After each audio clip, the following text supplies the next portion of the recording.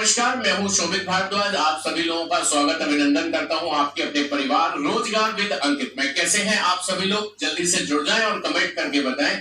आपको पता है ये है रेल रक्षक सीरीज, जिसके अंतर्गत डेली बेसिस पर 35 प्रश्नों का संकलन हम लेकर आते हैं, बिल्कुल वैसे ही जैसे कि पेपर में आने की संभावना है। ये है आपका रीजनिंग का practice set number 37 practice set हम लोग कर रहे हैं। अगेन आज की क्लास में फिर से हम लोग 35 प्रश्नों को डिस्कस करेंगे। चलिए शुरुआत में आपके कमेंट्स ले लेते हैं, क्योंकि बीच में थोड़ा समय कम मिल पाता है, फिर आपकी शिकायत बन जाती है। चलिए कौन कौन जुड़ चुका है? रामकिशोर जाजरा, नमस्कार जी, नमस्कार। Yuvraj, Aarush, Himanshu Singh, dream, Kritika, Aarush Sharma, aspirant girl, Atesh Shahri, Tama Khan, Ajit Agnihotri, सभी को नमस्कार है जी। चलिए बहुत बढ़िया, आप लोग सभी लोग जुड़ते रहिए। मैं आपके सामने आज की क्लास का पहला प्रश्न रखने जा रहा हूँ, ठीक है? चलिए क्या है पहला प्रश्न? बहुत ही आसान, कोडिंग एंड डिकोडिंग से। इस तरीके का सवाल जब भी कोडिंग डिकोडिंग में दिखाई दे, इस तरीके का, जिसमें @ हैश वगैरह वगैरह सिंबल्स प्रयोग हो, तो आप विश्वास मानिए बहुत आसान बन गया आपके लिए, क्योंकि आपसे कहा जा रहा है एक निश्चित कोड में ब्रिंग को लिखा जाता है ऐसे, को लिखा जाता है ऐसे, तो जिंजर को कैसे लिखा जाएगा? तो ऐसे क्वेश्चंस में 99% क्या हो रहा होता है कि जिंजर के जो कोड है ना, ऊपर गाइड और ब्रिंग को मिलकर निकलने। मैंने कहा 99%, सर आपने 100% क्यों नहीं कहा? देखो रीजनिंग है, 1% तो छोड़कर चलना पड़ता है, 100% कुछ भी सही नहीं हो सकता है। तो चलिए समझिएगा, एक निश्चित कोड भाषा में ब्रिंग को लिखा था, ये गाइड को लिखा था, ये जिंजर पूछा था। जैसे मुझे जी का कोड चाहिए, जी का कोड मुझे मिल जाएगा गाइड के जी से। गाइड में भी जी है, तो इसका कोड पहला वाला दे दो उसको, यानी कि 2 दे दो। अब देखो क्या 2 से शुरू होने वाले विकल्प है, सारे के सारे ही 2 से शुरू हो रहे हैं। अच्छा फिर आई का कोड चाहिए, आई का कोड इसी में 1 2 तीसरे नंबर पे आई है, तो यहाँ पर 1 2 तीसरे नंबर पे @ है, तो यहाँ पर @ आता है। वो @ से शुरू होने वाला ये नहीं है, बाकी सारे के सारे @ से ही शुरू होने वाले हैं, ठीक है? आगे बढ़ते हैं। जैसे कि जी का कोड नहीं, सॉरी एन का कोड चाहिए। एन का कोड कहां से लोगे? यहां से ले लो, पीछे से दूसरा, बोलो क्या होगा? सर कॉपीराइट, तो लगाइए कॉपीराइट। इसके बाद जी का कोड फिर से चाहिए, तो जी का कोड अभी आपने जेड लिया था, तो फिर से आप जेड नहीं चाहिए, कितना था? 2 था ना, ये 2 था, तो हां, तो फिर से जी का कोड 2 ही ले लीजिए, यानी 2 @ कॉपीराइट 2, 2 @ कॉपीराइट 2 नहीं है, 2 @ कॉपीराइट 2 नहीं है, 2 @ कॉपीराइट 2 है, तो ऑप्शन डी हमारा करेक्ट आंसर बन जाता है। पूरा चेक करने की जरूरत नहीं है, एलिमिनेशन में सारे ऑप्शंस गलत पाए गए, तो जो बचा है वही सही होगा, क्योंकि इनमें से कोई नहीं, नन ऑफ दीस भी विकल्प हमारे पास नहीं है। आई होप सभी के समझ में आ गई होगी ये बात। जल्दी से कमेंट करके बताएंगे कि हाँ सर समझ में आई है। आगे बढ़े, अगला सवाल लेंगे। कह रहा है पदार्थ की मात्रा का संबंध मोल से जिस आधार पर है, उसी आधार पर प्रश्नवाचक चिन्ह की जगह पर जो शब्द होगा उसका संबंध अर्थ से होगा। साइंस साइड से रिलेटेड विद्यार्थी बहुत जल्दी इस प्रश्न का जवाब दे सकते हैं। भाई अमाउंट ऑफ सब्सटेंस का जो मात्रक है वो क्या है? मोल है, मोल। पदार्थ की मात्रा का जो मात्रक है वो क्या है? मोल है। तो बताओ हर्ट्ज किसका मात्रक है? फ्रीक्वेंसी का, यानी कि आवृत्ति का। तो ऑप्शन डी हमारा सही जवाब बन जाता है। क्या आप सभी लोगों का आंसर भी यही आया था? कमेंट करके बता दीजिए। वेरी गुड, बिल्कुल सही, ऑप्शन डी बता रहे हैं सभी साथी, सबको पता है, सबको पता है।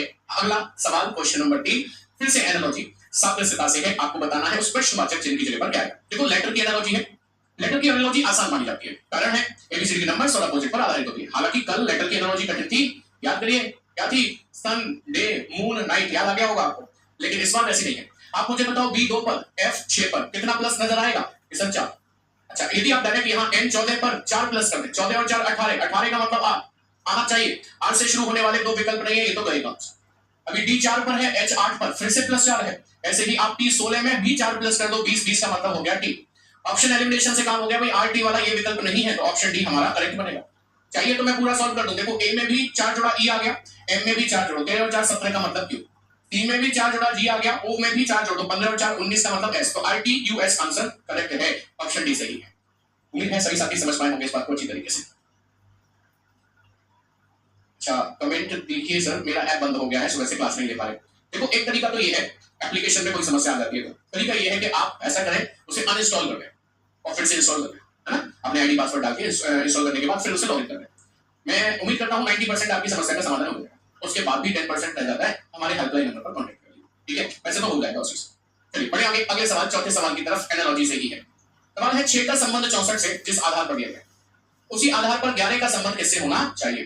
तो दिमाग सीधी सीधी जवाब दे रहा है कि 6 में 10 का गुणा हो रहा है, 60 हो गया, प्लस 4 हो गया। 11 में भी 10 का गुणा करो, 110 में 4 जोड़ो तो 114। ऑप्शन में है? नहीं है।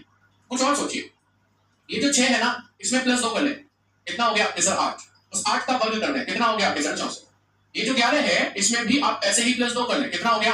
13। और उस 13 का स्क्वायर कर दीजिए, वही आपका आंसर बनेगा। 13 का स्क्वायर होता है 169। क्या ऑप्शन में है? 100% है 169, ऑप्शन सी का दिया है, हमारा सही जवाब बनेगा, करेक्ट आंसर बन जाएगा। थैंक यू अमित, बात समझ में आ गई सभी साथियों को? ठीक, चलिए बढ़ते हैं आगे सवाल 5वें सवाल की तरफ। श्रृंखला से आया है, सीरीज से। मैं चाहता हूं इसका जवाब आप दें, ठीक है? क्या बताना है? प्रश्नवाचक चिन्ह की जगह पर क्या आएगा? श्रृंखला है 0, 4, 8, 24, 64, 176 और उसके बाद प्रश्नवाचक चिन्ह। आपको बताना है what will come in place of this question mark. इस प्रश्नवाचक चिन्ह की जगह पर क्या आएगा ये बताना है आपको। और मुझे उम्मीद है आप सभी लोग बता देंगे, जल्दी से बताएं। जैसे RW इन बिग फैन का आंसर है दैट इज 180 180 यानी कि ऑप्शन सी बता रहे हो आप। बाकी लोग क्या कह रहे हैं? मेरे को तो सभी से आंसर चाहिए भाई, क्या कर रहे हो सब लोग आंसर दो। कोई कह रहा है 280 180 और 280 मतलब ए और सी आंसर आ रहे हैं। कोई कुछ भी कहने तैयार नहीं है। ऐसे तो काम नहीं चलेगा। प्रैक्टिस आपकी है, मैं तो एक माध्यम हूं जो सिर्फ बीच में खड़ा होकर आपको समझाने का कार्य कर रहा है। सब तो आप ही को करना चाहिए। क्या कहते हैं आंसर क्या आ रहा है? नहीं समझ में आया तो ऐसे समझिए, ये 0 और 4 जो है ना इनको आपस में जोड़ लेना है। बताओ कितना बन जाएगा? तो 4 में 0 जोड़ेगा 4 ही बने, लेकिन इसके बाद इसका 2 गुना कर देना है तो 4 दूनी 8 ये लिखा देखिए। आगे बढ़िए। अब ये 4 को इस 8 के साथ जोड़ देना है, 4 + 8 तो कितना हो गया 12 और उसका 2 गुना कर दीजिए, 12 दूनी 24 ये लिखा देखिए। ऐसे ही ये 8 24 के साथ जुड़ जाए तो 32 होगा, 32 का 2 गुना कर दे तो 64 होगा। ऐसे ही ये 24 इस 64 के साथ जुड़ जाए तो कितना होगा? 4 4 8 ये 88 होगा, 88 का 2 गुना कर दे तो 176 होगा। अब इसके बाद 64 और 176 को जोड़ लेते हैं तो 6 और 4 10 की 0 हासिल 1, 8 और 6 14 की 4 हासिल 1, 1 और 1 2 240, लेकिन दुगना भी तो करना है। 240 का दुगना होता है 480 480। मुझे लगता है किसी ने भी जवाब नहीं दिया था, कोई सी दे रहा था कोई ए दे रहा था। आंसर आएगा 480, ऑप्शन डी करेक्ट आंसर बन जाता है। बोलो समझ में आई बात की नहीं? बोलो समझ में आई बात की नहीं आई? जल्दी से बताएंगे। बिल्कुल सही 480 करेक्ट है। क्लियर है? आगे बढ़ सकते हैं अगले प्रश्न की तरफ। अगला प्रश्न क्या है? छठवां प्रश्न देखेंगे। कथन एवं तर्क से आता है। ये वो सवाल है जो हमें एक्चुअली धैर्य से पढ़ने चाहिए क्योंकि यही गलत होते हैं। Series, coding decoding, blood relation writing कहीं ना कहीं लगभग सभी लोग सही गलत है, यही तो गलत होते हैं लॉजिकल रीजनिंग के। समझिएगा सवाल के ऑप्शंस ABCD पहले दे दिए हैं, कथन बाद में। क्या कहता है कथन? कथन कहता है क्या स्नातकीकरण को किसी भी सरकारी क्षेत्र के संगठन में प्रवेश स्तर की नौकरियों के लिए न्यूनतम शैक्षिक अर्हता बनाया जाना चाहिए। सबसे पहले समझिए स्नातकीकरण का मतलब हुआ ग्रेजुएशन। क्या ग्रेजुएशन को किसी भी सरकारी क्षेत्र के संगठन में प्रवेश स्तर की नौकरियों के लिए न्यूनतम शैक्षिक अर्हता बनाया जाना चाहिए? मतलब कम से कम आपको ग्रेजुएट होना ही होना पड़ेगा तभी आप इस नौकरी को दे पाएंगे। क्या ऐसा होना चाहिए? तर्क देना है आपको। तो इसने कहा हाँ होना चाहिए। हमने पूछा क्यों? क्या है? अपनी उच्च स्तरीय शिक्षा के आधार पर गैर स्नातकों के मुकाबले स्नातकों का निष्पादन अच्छा होता है।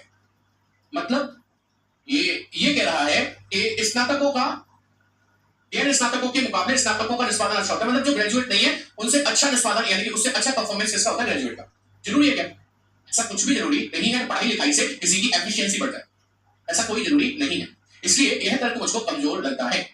अच्छा दूसरे में कह रहा नहीं ऐसा नहीं होना चाहिए कि ग्रेजुएशन को उसका पैरामीटर नहीं बनाना चाहिए। क्यों नहीं बनाना चाहिए? कह रहा ऐसे कई लोग हैं जो अपना स्नातकीकरण पूरा करने तक बेरोजगार नहीं रह सकते, वो इंतजार नहीं कर सकते मैं ग्रेजुएशन करूं। कुछ लोगों के घरों पर समस्या है जहां नौकरी की जरूरत है पहले ही। क्या हमारे इस समाज में हमारे इस देश में 10+2 पास आउट करने के बाद नौकरियां नहीं मिलती? एक समय था जब हाई स्कूल पास करने के बाद मिलती थी, आज भी कुछ पोस्ट में मिलती है ग्रुप डी वगैरह जैसे। एक समय था कि जो यूपी पुलिस में सिपाही बन जाते थे 10वीं पास करके और 12वीं पास करके दरोगा। अब क्या है इन सबके पीछे कारण होते हैं? तो मेनली एक तो होता है कि उस पोस्ट के लिए क्या रिक्वायरमेंट है। दूसरा कारण है ये जो ये बता रहा है कि नहीं ऐसा नहीं करना चाहिए। ऐसे कई लोग हैं जो स्नातकीकरण पूरा करने तक बेरोजगार नहीं रह सकते, उनको काम धंधा चाहिए और स्नातक उम्मीदवारों के समान अक्षय कार्य निष्पादन के लिए समर्थ होते हैं। बिल्कुल वही मैं भी कर इक्विवेलेंट है वो। मतलब जैसा ग्रेजुएट परफॉर्म करेगा वैसा ये भी कर सकते हैं। ऐसा नहीं है कि नहीं कर पाएंगे क्योंकि उन्हें ग्रेजुएशन है, ऐसा जरूरी नहीं है। उम्मीद है सभी के समझ में आ गई होगी बात। केवल दूसरा तर्क मजबूत दिख रहा है, ऐसे केस में आंसर लगाएंगे बी बॉम्बे। केवल तर्क सेकंड प्रबल है। ये उसी की इंग्लिश है, इंग्लिश मीडियम वाले देख लें पढ़ लें अपने हिसाब से समझ लेंगे इसको। अगला सवाल 7वां जो कि सीरीज से है। हाँ ये सीरीज है, बिना कॉमे की सीरीज है इसलिए आपको अजीब दिख रही है। दो प्रश्नवाचक की सीरीज है इसलिए आपको अजीब दिख रही है। आपको बताना है इस प्रश्नवाचक चिन्ह की जगह पर क्या आएगा। सर अगली बैच क्यों नहीं चल रहा है? कैसी बात कर रहे हो? अगली बैच में क्लास ही लिया, दिन में ही लिया, डेली क्लास लेते हैं, ऐसे कह रहे हो नहीं चल रहा है? यूट्यूब पे थोड़ी चलता है, तो एप्लीकेशन पे चलता है अगली बैच। ध्यान से देखें तो W 23 पर T 20 पर -4 है, T 20 पर P 16 पर -4 है। यहाँ पर कन्वर्ट कर दी मैंने, -3 है। W से T -3 होगा क्योंकि 23 से 20 -3, 20 से 16 -4, फिर -3 होगा, फिर I तक -4 है, फिर F तक -3 है, फिर B तक -4 है। अब -3 करना चाहिए पहले और अगले स्टेप में -4 करना चाहिए। बताओ B में से 3 कराएंगे, B को 2 पर है, 2 तो कम, एक और हट गया, Z हट गया, Y आ गया। तो Y यहाँ पर आएगा, Y से शुरू होने वाला एक ही विकल्प है, आंसर तो आ गया। कंप्लीट करना है तो आगे -4 करेंगे Y में से, 25 में से 4 गए 21, 21 का मतलब होगा U। आंसर बनेगा कंप्लीट हुआ U, यानी कि ऑप्शन सी आपका सही जवाब है, विकल्प सही हो जाता है। सभी लोग समझ पाए कि नहीं? आसान सा सवाल है, कुछ भी कठिन नहीं है। ये भी श्रृंखला है लेकिन ये वही श्रृंखला है जो अक्सर आप लोग देखते रहते हैं। आपको बताना है इस प्रश्नवाचक चिन्ह की जगह पर क्या आएगा। देखिए जरा, C3 पर G7 पर +4, G7 पर K11 पर 7 और 4 11 यानी कि फिर से +4, 11 और 4 15 है, फिर से प्लस 4, 15 और 4 19, प्लस 4 करके 19 आएगा, 19 का मतलब ऐसा है। एस से शुरू होने वाला एक ही तो विकल्प है और कोई है ही नहीं, आंसर बन गया करेक्ट। चाहे तो पूरा करो, ई से आई प्लस 4, आई से एम प्लस 4, एम से क्यू प्लस 4, क्यू में भी प्लस 4 करो तो 21 का मतलब you. S U complete answer है जो आप ऑलरेडी टिक कर चुके हैं, ऑप्शन सी करेक्ट है। ठीक है, समझ में आ गई बात सभी के? बड़े आगे अगले प्रश्न की तरफ पढ़ते हैं, श्रृंखला से ही है लेकिन इस बार नंबर की है। आंसर आपसे चाहिए मुझे, बताइए प्रश्नवाचक चिन्ह की जगह पर क्या आएगा? सॉरी, सबसे पहले नंबर्स नोटिस कीजिए, बड़े नंबर है लेकिन डिफरेंस यदि इनमें देखा जाए तो बड़ा नहीं। 132 से 253 से 374 कोई ज्यादा डिफरेंस है क्या? नहीं, छोटा छोटा सा ही डिफरेंस है, कुछ खास नहीं है। तब ऐसे केस में आपको with in the number difference देख लेना चाहिए, यानी कि 132 से 253 हुआ तो कितना प्लस हुआ होगा? 3 में से 2 गए 1, 5 में से 3 गए 2, 2 में से 1 गए 1, यानी कि 121 प्लस। आगे बढ़िए, 253 से 374 हुआ है, कैसे हुआ? 4 में से 3 गए 1, 7 में से 5 गए 2, 3 में से 2 गए 1, यानी कि 121, यहां भी प्लस हुआ। उम्मीद है आगे भी 121 प्लस हो रहा होगा, चेक कर लेते हैं। 5 में से 4 गए 1, 9 में से 7 गए 2, 4 में से 3 गए 1, 121 फिर से प्लस हो गया। तो आगे भी 121 क्यों नहीं प्लस कर देते? इसमें करिए जरा, 5 और 1 6 हुआ, 9 और 2 यानी कि 1 हासिल 1, 4 और 1 5 और 1 कितना हो गया? 6, 616 आपका करेक्ट आंसर बन जाता है। 616 ऑप्शन सी में लिखित भी है, आपका सही जवाब बन जाएगा। प्यारे साथी बताएंगे कमेंट करके क्या ये बात समझ में आई कि नहीं? जी हाँ, सी ऑप्शन सही है, 616 एकदम करेक्ट आंसर है, सभी लोगों के समझ में आ गया। एनी डाउट कोई समस्या पूछ सकते हैं।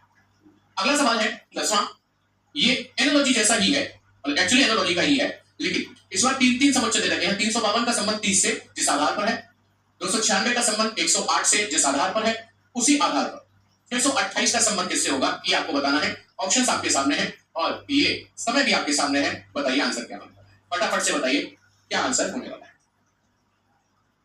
जल्दी से कमेंट करके बताइए आंसर क्या आएगा आपके हिसाब से। समझिए जरा, 352 30 हो गया, इतना बड़ा नंबर छोटा कैसे हुआ? अरे एक्चुअली ये 3 ये 5 और ये 2 352 है ना, इनको आपस में गुणा कर दो, 3 पंजे 15 15 दूनी 30, ऐसे ही हुआ। ऐसे ही इनको भी आपस में गुणा कर दो, तो देखो 2 नाम 18 18 सिक्के 108 ही होते हैं, वही लिखा है। ऐसे ही 6 गुणा 2 गुणा 8 कर दो, तो 8 दूनी 16 और 16 6 96 96 होते हैं, तो यहाँ पर 96 लिख देते हैं। 96 आपको कौन से विकल्प में दिया है? बी बॉम्बे में, ये आपका सही जवाब बन जाता है। उम्मीद करते हैं सभी को समझ में आ गई होगी। एनालॉजी है बट इलॉजिकल पैटर्न में काम कर रही है। इलॉजिकल पैटर्न ऐसे ही होते हैं जिसमें एक्चुअली सही में गुणा भाग नहीं दिखाई देता, विद इन द डिजिट गुणा भाग दिखाई दे रहा होता है। ठीक, चलिए बढ़े आगे। अगला सवाल है, ओ सॉरी एक स्किप कर गया था, ये है ना ए। अगला सवाल आता है सेटिंग अरेंजमेंट से। सवाल कह रहा है 8 मित्र हैं A B C D E F G और एच, एक आयताकार मेज के इर्द गिर्द इस प्रकार बैठे हैं कि मेज की चारों दिशाओं में दो दो व्यक्ति केंद्र की ओर मुख करके बैठे हैं, आमने सामने बैठे व्यक्ति ठीक एक दूसरे के सामने। चलिए मैंने उसकी बात सुन ली, अब हम ऐसा करते हैं, कैसा कि हम एक आयताकार मेज बनाते हैं। जैसे कि एक आयताकार मेज मैंने ये बना दी और पैरेलल ही मैंने एक आयताकार मेज और भी बना दी। सर दूसरी क्यों बनाई? भाई दूसरी इसलिए बनाई, यदि कोई संभावना बनी ना, संभावना पॉसिबिलिटी, तो मैं दूसरी मेज पर दिखाऊंगा। सबसे पहले समझें कि यहाँ पर 8 लोग कैसे बिठाने हैं, 2 एक भुजा पर, 2 एक भुजा पर, 2 एक भुजा पर, 2 एक भुजा पर, और ये सभी केंद्र की तरफ देखेंगे, इस बात का ख्याल रखिएगा। अच्छा मैं यहाँ पर भी सेम टू सेम ऐसे ही 8 लोग बिठा देता हूं जहां मुझको संभावना दिखानी होगी, और ये सभी केंद्र की ओर देखेंगे, इस बात का ख्याल रखेगा। ये सवाल पढ़ते हैं, सवाल क्या कहता है, ठीक है। सवाल कहता है डी का मुख उत्तर की ओर है और एच के ठीक सामने बैठा है। अब एक बात बताओ, उत्तर दिशा ऊपर ही तो होती है, तो मैं डी को यहां बिठा सकता हूं, ये उत्तर की तरफ देखने लगे। सर यही क्यों? डी तो यहां भी बैठ सकता है। हाँ, तो मैंने डी को यहां पर यहां बिठा दिया, इसीलिए मैंने एक संभावना दी थी। क्लियर? अब तो कोई डाउट नहीं है, मन में कोई गफलत नहीं, दो ही जगह बैठ सकता है। और एच के ठीक सामने बैठा है कौन? डी। इसका मतलब डी एच के सामने ऐसे आएगा और डी एच के सामने ऐसे आएगा, इसमें भी कोई डाउट नहीं होगा। कहता है एच के एकदम बाएं को ई है, ये एच है, इसके एकदम बाएं यहां ई है, मैंने ई बिठा दिया। ये एच है, इसके एकदम बाएं तो ई आएगा, तो इसको मैंने ई बिठा दिया। कोई डाउट इसमें? समझ में आ रही है बात यहाँ? कहता है ए और जी एक ही दिशा में बैठे हैं, जैसे यहां बैठ जाए ए और जी, या फिर यहां बैठ जाए ए और जी, एक ही दिशा तभी मानी जाएगी। यहां पर तो एक ही जगह है, बस यहां बैठेंगे ए और जी, क्योंकि दोनों के लिए यही जगह खाली है। मान लीजिए मैंने यहां ए और यहां जी बिठा दिया, सर ए जी की जगह नहीं आ सकता क्या? आ सकता है। जी ए की जगह नहीं आ सकता? आ जा सकता है। ये लाइन खींच दी ना, जरूरत पड़ेगी तो बदल दे। अरे इसमें ए और जी यहां बैठ सकते हैं या फिर यहां बैठ सकते हैं, एक ही दिशा में देखना है इसलिए। आगे बढ़े, कह रहा है जी बी के ठीक सामने है। अब एक बात बताओ, यदि जी यहां होता तो क्या ये बी के सामने आ पाता? नहीं। जी यहां है तो क्या ये बी के सामने आ जाएगा? यस। इसका मतलब जी फाइनली यहीं पर है, तो मुझे अब ये लाइन हटा देनी चाहिए। अच्छा उसे कहा जी बी के सामने है, अब यहां तो ना जी है ना बी है, कहां से बिठाऊं? यहां तो कुछ हो ही नहीं रहा, यहां तब भी कुछ हो रहा है। जी बी के ठीक सामने है जो सी के एकदम दाएं को है। अब ये बताओ मुझे, जो सी के एकदम दाएं को है, आप जानते हैं ये जो शब्द किसके लिए आता है? आए हुए दो नाम, एक और दो, आए हुए दो नामों में से हमेशा अंतिम वाले के लिए आता है। कह रहे जी बी के ठीक सामने है जो सी के एकदम दाएं को है। कौन है सी के एकदम दाएं? बी। तो ये बी है, तो सी यहां होना चाहिए था ना, बी तो उसके एकदम दाएं आ पाएगा, लेकिन यहां सी हो ही नहीं सकता क्योंकि यहां डी है। इसका मतलब ये हो गया गलत। मेरी बात समझते हैं? अच्छा, मैंने कहा कि जो सी के एकदम दाएं है, कौन है सी के एकदम दाएं? बी। आपको पता है ऊपर हम जी और बी को कहां बिठा सकते थे? सिर्फ जी और बी को यहां बिठा सकते थे, जी और बी को यहां भी बिठा सकते थे। तो आप ऐसा करो, कहीं भी बिठा दो, जैसे मान लो यहां बिठा दिया जी और बी, गलत होगा तो यहां बिठाऊंगा, चिंता मत करो, संतुष्टि हो जाएगी आपको। कह रहा जी बी, अच्छा ये जी बी के ठीक सामने, सॉरी सॉरी सॉरी, कौन कौन थे वो साथ में बैठने वाले? ए और जी एक ही दिशा में बैठे, तो मैंने क्या किया, ए और जी को एक ही दिशा में यहां बिठा दिया। तो गलत होगा, मैं यहां भी बिठाकर दिखाऊंगा, चिंता मत करिए। अब कह रहा जी बी के ठीक सामने है, तो जी बी के ठीक सामने आ जाएगा, बिल्कुल सर। जो सी के एकदम दाएं है, कौन है सी के एकदम दाएं? बी। सी यहां है, उसके एकदम दाएं आ जाएगा बी, तो आ जाएगा कि नहीं? लास्ट में कह रहा है डी के बाएं को अगला ए है, डी के बाएं इधर ए आ पा रहा है? नहीं, तो इसका मतलब गलत हो गया। गलत कहां से हुआ होगा, समझ पा रहे हो? गलत यहां से हुआ होगा ए और जी को बिठाने को लेकर। तो अब हमने ए और जी को यहां पर बिठा दिया, ठीक है। अच्छा, उसने कहा जी बी के ठीक सामने है, तो जी बी के ठीक सामने आ गया। जो सी के एकदम दाएं है, कौन है सी के एकदम दाएं? बी। इसका मतलब सी यहां बैठेगा, बी उसके एकदम दाएं आ जाएगा।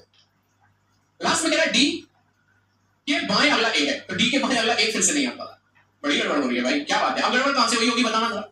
इस गड़बड़ फिर से यहीं से हुई है, कहां से? ए और जी से। अब ए और जी बैठेंगे तो यहीं, लेकिन इस बार जी को यहां और ए को यहां बिठाऊं, ये भी जगह बता सकते थे। उसने कहा जी बी के सामने है, तो जी बी के सामने यहां बिठाऊं। उसने कहा जो सी के एकदम दाएं है, कौन है सी के एकदम दाएं? बी। तो सी यहां होगा तभी तो एकदम दाएं आएगा उसके, बी। और लास्ट में कह रहा है डी के बाएं अगला ए है, तो डी के बाएं अगला ए आ गया आपके लिए? यस सर, बिल्कुल आ गया। तो एक व्यक्ति बचा एफ, वो यहां पर रखा है। तो आप ये समझिए कि मैंने ये सवाल कितनी बार मिटाकर बनाया, सिर्फ आपके लिए। मेरी प्रैक्टिस तो इस कदर है कि मैं तो एक बार में देखकर समझ रहा था कि ये यहां बैठेंगे, तब ये इसके बाएं आएगा। बट मैं अपने दिमाग के लेवल से नहीं करा रहा सवाल, स्टूडेंट के दिमाग के लेवल से करा रहा हूं कि आप होते तो आप तो ऐसा नहीं सोचते, वैसा नहीं सोचते, तो मैं वैसे ही करवा रहा हूं। आप हर तरीके से सोचिए और सीखिए क्या गलत है और क्या सही है। मैं चाहूं तो मैं तो सीधे सीधे बैठाएगा, ये दोनों यहां बैठेंगे, इसके बाएं ये हो गया, वो हो गया ना। बट मुझे विद्यार्थी के दिमाग के हिसाब से चलना, ठीक है। चलिए आगे बढ़े। तो सवाल पूछा है ए के सामने कौन बैठा है, साफ दिख रहा है, ए के सामने सी बैठा है। सी इनमें है नहीं, तो इनमें से कोई नहीं, आंसर टिक हो जाएगा। दोहराइए मत, हमने सही बनाया, इनमें से कोई नहीं, नन ऑफ दीज ही आंसर आएगा। उसी सवाल की अंग्रेजी ये है, इंग्लिश मीडियम वाले देख सकते हैं, आंसर नन ऑफ दीज ही आएगा, इसका भी। Who is sitting opposite to A. अगला सवाल वही है ना, देखो पूरा का पूरा सवाल नया है। 12 कह रहा है दक्षिणावर्त दिशा में, याद रखना क्लॉकवाइज होती है। दक्षिणावर्त कैसे होती है? क्लॉकवाइज। दक्षिणावर्त दिशा में ई से अगला कौन है? ई से अगला मैं नहीं बताऊंगा, आप देखकर बताओ। ई से अगला कौन है? आंसर दो जल्दी से। ई से अगला दक्षिणावर्त दिशा यानी कि क्लॉकवाइज। क्लॉकवाइज मतलब घड़ी के सुइयों के घूमने की दिशा ऐसी होती है। ई से अगला कौन आ रहा है? बी। आंसर आएगा बी, बॉम्बे, यानी कि बी विकल्प ही हमारा सही जवाब बन जाता है। यानी साथी सभी लोगों को ये बात समझ में आई कि नहीं है? ठीक है, आगे बढ़ सकते हैं अगले प्रश्न की तरफ। ये उसी की अंग्रेजी है, इसमें भी बॉम्बे आप आंसर टिक कर लेंगे। आगे बढ़े, नया सवाल आपके साथ। अच्छा एक और है, उसी पर आधारित एक सवाल है। कह रहा है निम्नलिखित में से व्यक्तियों के किस जोड़े में दोनों व्यक्ति एक ही दिशा में बैठे? क्या है? दोनों व्यक्ति एक ही दिशा में, दोनों व्यक्ति एक ही दिशा में बैठे और पहला व्यक्ति दूसरे व्यक्ति के दाएं हो। पहला व्यक्ति, जैसे ये पहला व्यक्ति है, दूसरा ये है, पहला व्यक्ति डी दूसरे के दाएं हो, यानी कि एफ के दाएं। देखें जरा, एफ डी है क्या हमारे पास? देखें जरा, एफ डी है क्या हमारे पास? एफ डी देखिए सर। अच्छा ऐसे मत पढ़ो, इसे ऐसे पढ़ो। कहां गया सवाल? ये रहा, पहला व्यक्ति यानी कि डी एफ के दाएं चाहिए। एफ के दाएं डी है क्या? देखना जरा, क्या एफ के दाईं ओर डी है? नहीं सर, बाईं ओर है। ये ऑप्शन हो जाता है गलत, ठीक है। दोबारा समझें, पहला व्यक्ति यानी कि सी दूसरे के यानी कि बी के दाएं है, बी के दाएं सी चाहिए, बी के दाएं सी चाहिए। देखना जरा, क्या बी के दाईं ओर सी है? नहीं सर, बाईं ओर है। तो ये भी कैसा हो गया भाई? गलत हो गया, ये भी गलत हो गया। अब देखिए, पहला व्यक्ति यानी कि एफ दूसरे के यानी कि सी के दाईं ओर चाहिए, सी के राइट साइड में एफ चाहिए, सी के राइट साइड में एफ। क्या सी के राइट हैंड साइड में एफ है? नहीं सर, बी है। तो ये भी गलत हो गया। तो रीजनिंग तो ये कह रही है, तो फिर चौथा अपने आप सही हो गया। चेक तो कराऊंगा लेकिन आपको, पहला व्यक्ति यानी कि ए दूसरे व्यक्ति यानी कि जी के दाएं, जी के दाएं ए होना चाहिए। क्या जी के दाएं ए है? तो देखना जरा, देखिए जरा, ये जी है, उसके दाईं ओर ए है, बिल्कुल है, एग्जैक्टली यही हमारा सही जवाब बन जाता है। ऑप्शन डी करेक्ट है। सभी साथी बताएंगे क्या ये बात सभी के समझ में आई कि नहीं? ए जी होगा? ए जी कहां से होगा? जी होगा। अच्छा हाँ, ए जी ऑप्शन में, ए जी करेक्ट है, सही है, बहुत बढ़िया। अगला सवाल गणितीय सक्रियाओं से है, मैथमेटिकल ऑपरेशंस। कहना है यदि प्लस का अर्थ माइनस है, माइनस का अर्थ गुणा, गुणा का अर्थ भाग है और भाग का अर्थ जोड़ यानी कि प्लस है, तो इस समीकरण का मान बताना है। Put the value get the answer. चलिए वैल्यू रखते हैं, वैल्यू रखते हैं। बताइए गुणा है, गुणा का अर्थ था डिवाइड, यहां डिवाइड लगा दें। डिवाइड है, डिवाइड का अर्थ था प्लस, तो यहां प्लस लगा दें। माइनस है, माइनस का अर्थ है इनटू, यहां इनटू लगा दें। प्लस है, प्लस का अर्थ है माइनस, तो यहां माइनस लगा दें।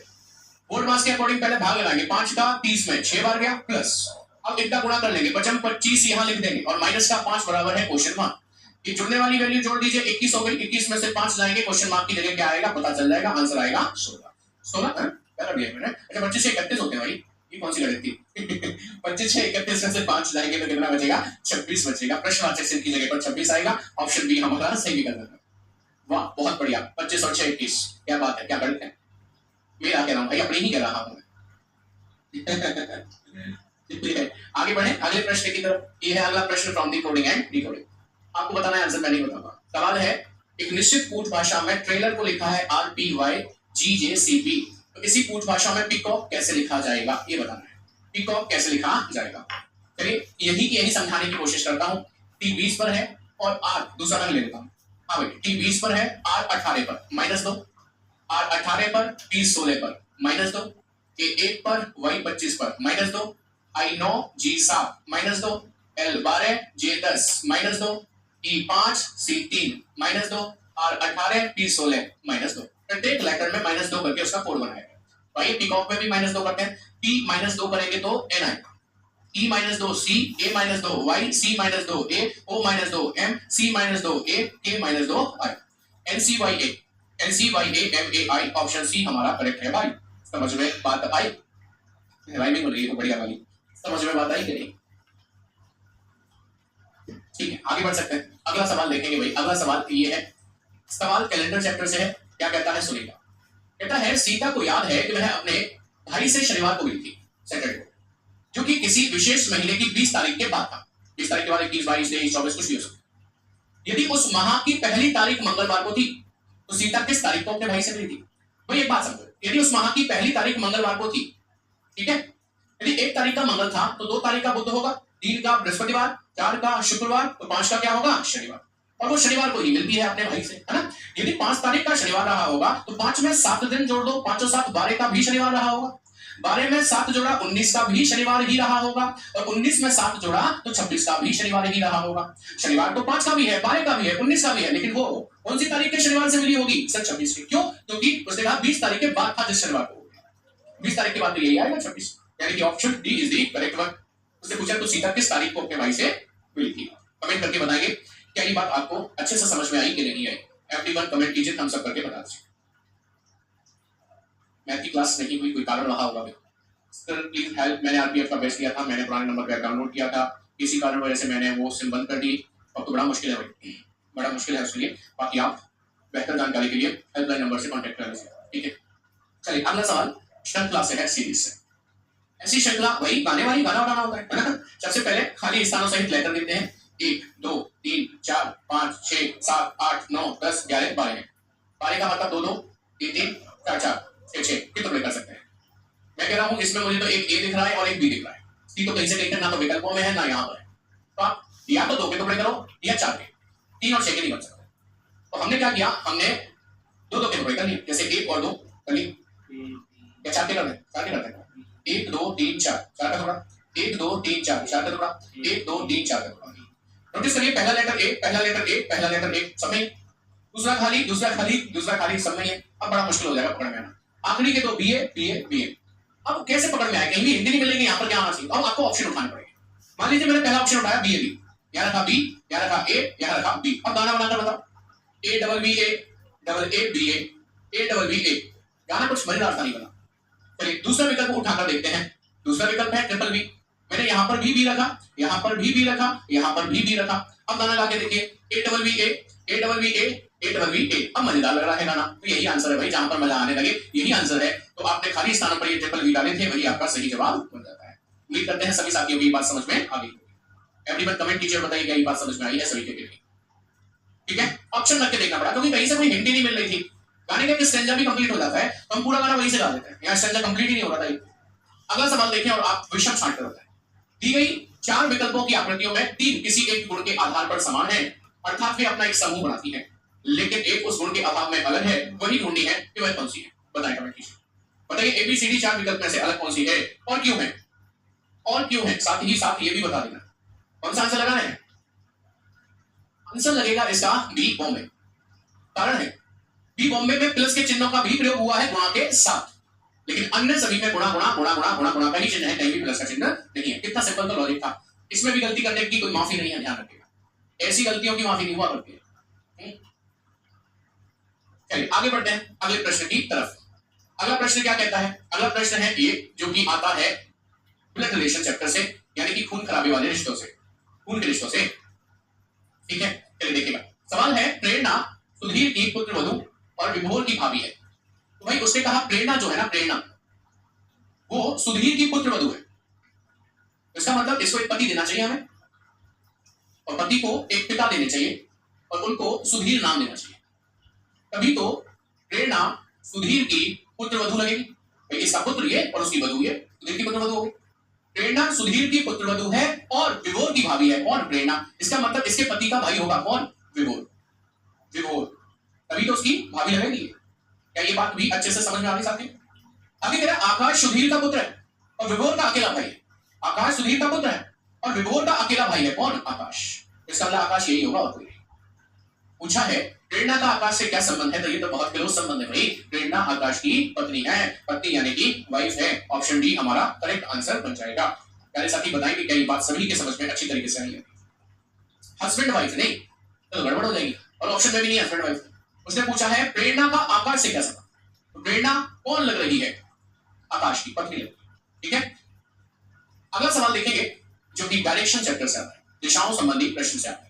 देखिए सबसे पहले आपको ये समझाऊं उससे भी पहले मैं यहां पर आपकी 4 दिशा बना देता हूं। ये उत्तर है, दक्षिण है, पूर्व है और ये पश्चिम। इंग्लिश में भी लिखते हैं north, south, east and west. अच्छा, इन्हीं के बीच में से निकलने वाली कुछ दिशाएं, जैसे कि ये नॉर्थ ईस्ट होती है, ये साउथ ईस्ट होती है, ये साउथ वेस्ट होती है, ये नॉर्थ वेस्ट होती है, ये हम सभी लोग अच्छे से जानते हैं। अभी सवाल क्या कह रहा है? सवाल कह रहा है आपका मुख दक्षिण पश्चिम है। आपका मतलब मेरा, आपका किसी का भी दक्षिण पश्चिम, ये दक्षिण है ये पश्चिम है, तो बीच वाली दिशा दक्षिण पश्चिम हो गई। आपका मुख इस दिशा में। यदि आप 135 डिग्री बाईं ओर मुड़ जाएं तो आपकी दिशा क्या होगी?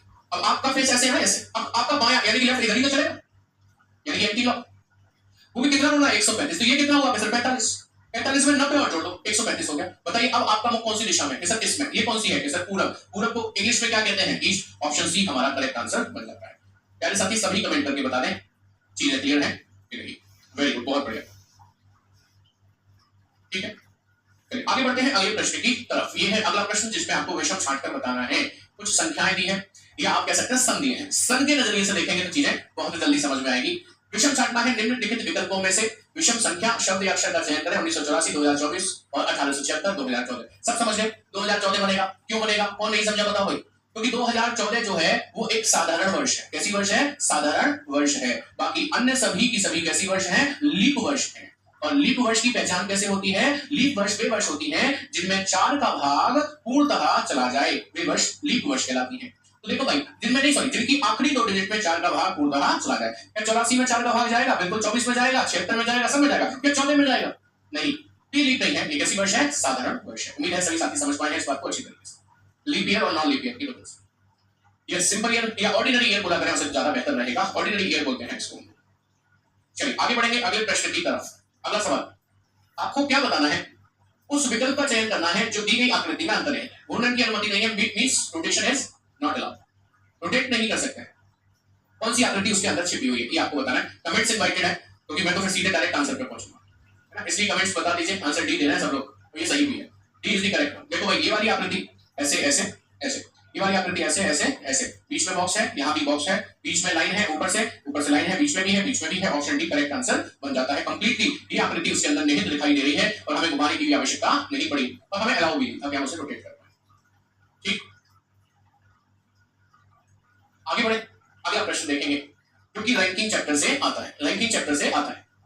कह रहा है रोहित विराट से भारी है लेकिन महेंद्र जितना भारी नहीं। विराट मनीष से भारी है, बुमराह रोहित से भारी है लेकिन हार्दिक से हल्का है। बताइए कि इनमें सबसे हल्का कौन? क्या पूछा है? सबसे हल्का व्यक्ति चाहिए हमको। हमें भारी व्यक्ति का कोई काम नहीं है। ध्यान रखना, नजर रखना इस बात। हमें हल्का चाहिए।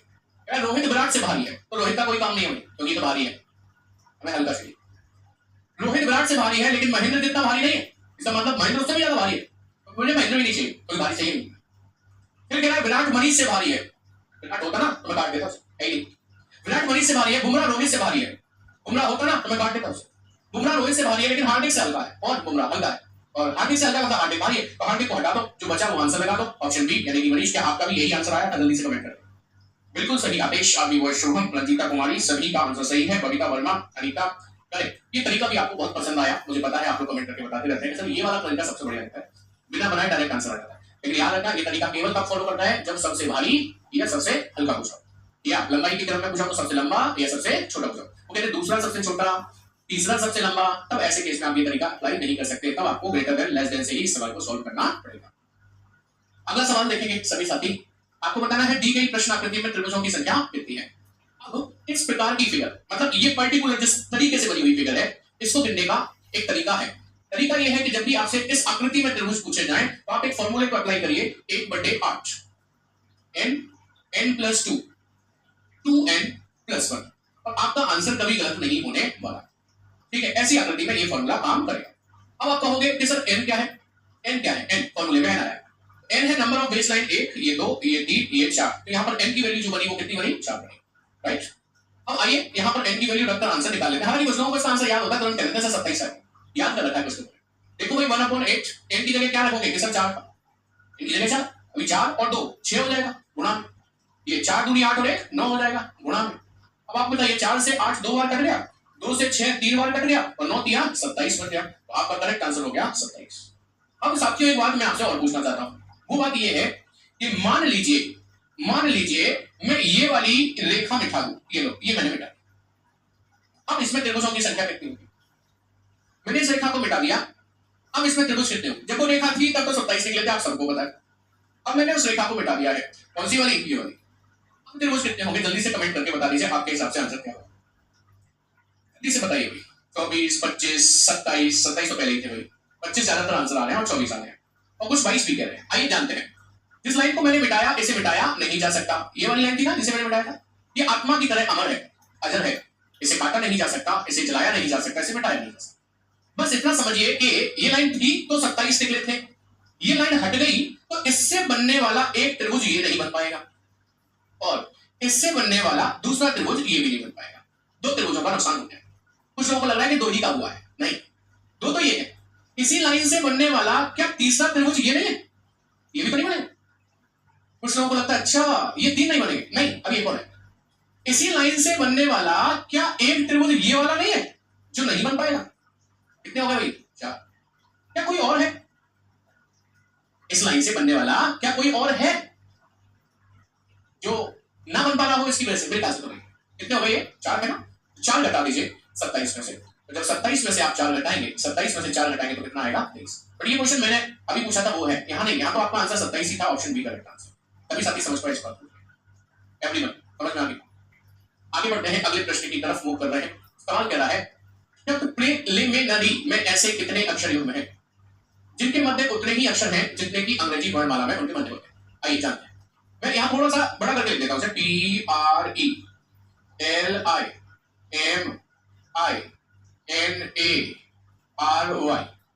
आप जानते हैं कैसे सॉल्व करते हैं इस क्वेश्चन को, कैसे करते हैं, PQRSTUVWXYZ नहीं है, RSTUVWXYZ नहीं है, EFGHI एक मिल गया, यहां लिख लो।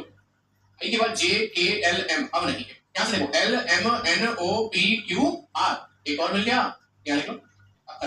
IJKLMNO नहीं है, MNOPQR नहीं है, IJKLM नहीं है, NOPQ नहीं है, ABC नहीं है, RS नहीं है, नहीं है। काम खत्म नहीं हुआ, अभी राइट से बिगिन में आई कहते हैं Y के बाद Z। अब आपको लगा Z के बाद A आता है, सर मिल गया तो ये एक बन गया, नहीं, ये काउंट नहीं होगा क्योंकि Z के बाद A यहां पर तुरंत मिल रहा है। क्या Z और A के बीच में इतनी दूरी होती रहती है, नहीं, ये नहीं है, तो इसका मतलब ये नहीं बनेगा।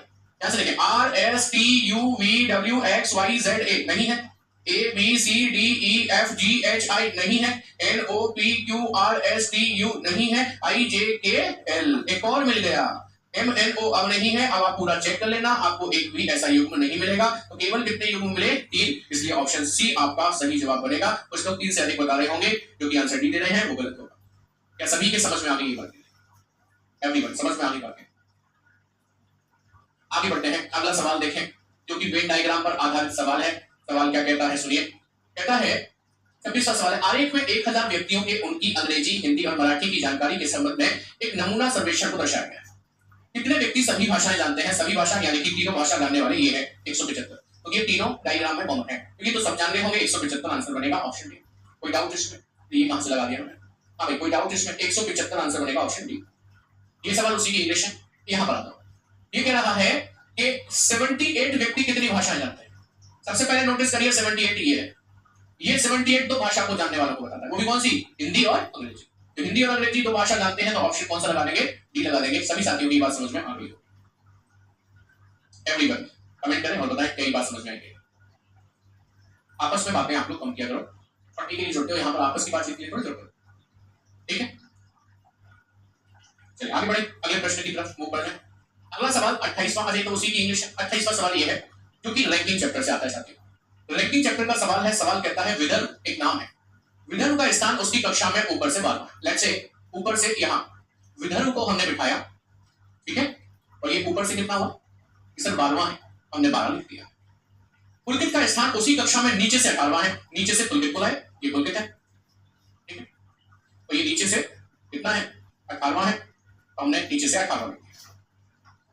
जो विदर्भ से 8 स्थान पीछे है, कौन? पुलकित। वो तो एक पीछे तो है, हमें दिख रहा पीछे, लेकिन कितना स्थान? 8। इसका मतलब बीच में कितने लोग बैठे होंगे? 7, क्योंकि विदर्भ से 7 और 1 8 स्थान पीछे, तभी होगा पुलकित। बस पूछा है कक्षा में कुल कितने छात्र हैं। ये जानने के लिए आपको कुछ नहीं करना। ये विदर्भ 12वां है, तो यहां से यहां तक लोग कितने हो गए? सर 12। पुलकित 18वां है, तो यहां से यहां तक कितने लोग हो गए? सर 18। बीच में बैठे हुए कितने बताए गए हैं? 7। इन सबको जोड़ दें यदि हम, 12 18 30 और 7 37, आपका आंसर आ जाएगा। ऑप्शन बी करेक्ट है। या फिर ऐसे कर दो, विदर्भ की 12 रैंक, पुलकित की 18 रैंक, बीच में बैठे हुए 7 व्यक्ति जोड़ दो, आपको टोटल मिल जाएगा। टोटल कितना हो जाएगा? 37 हो जाएगा। ऑप्शन बी बॉम्बे हमारा करेक्ट आंसर बन जाता है। एवरीवन आपका भी आंसर यही आया कि नहीं बताएं? जो मुस्कुरा रहा है उसे दर्द ने पाला होगा, जो चल रहा है उसके पांव में छाला होगा। बात तो आप सही कह रहे हैं, लेकिन बार बार कमेंट को ना करें, एक ही कमेंट को हरीश कुमार तो ज्यादा बेहतर रहेगा, ठीक है? क्योंकि इससे क्या होता है, बच्चे डिस्टर्ब होते हैं जो पढ़ रहे होते हैं।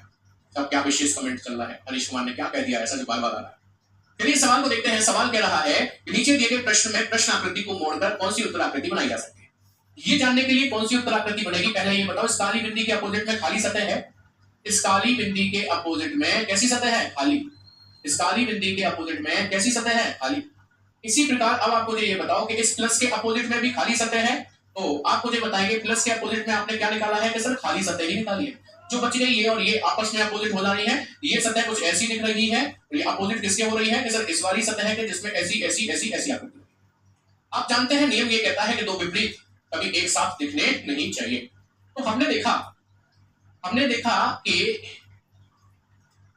ये सतह जिसमें काला रंग है और ये बॉक्स आपस में अपोजिट है।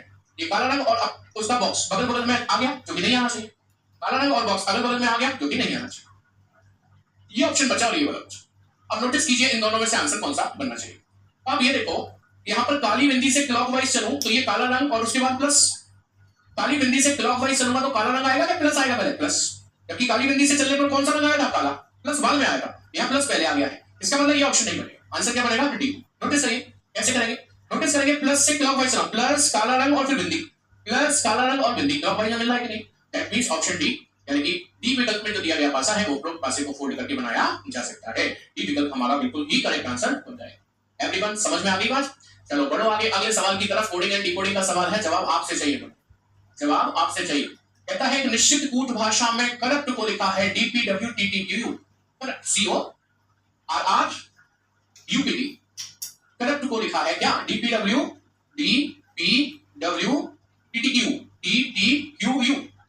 पूछा है सोसाइटी को उसी कोडिंग लैंग्वेज में कैसे लिखा जाएगा। सोसाइटी को उसी कोडिंग लैंग्वेज में कैसे लिखा जाएगा।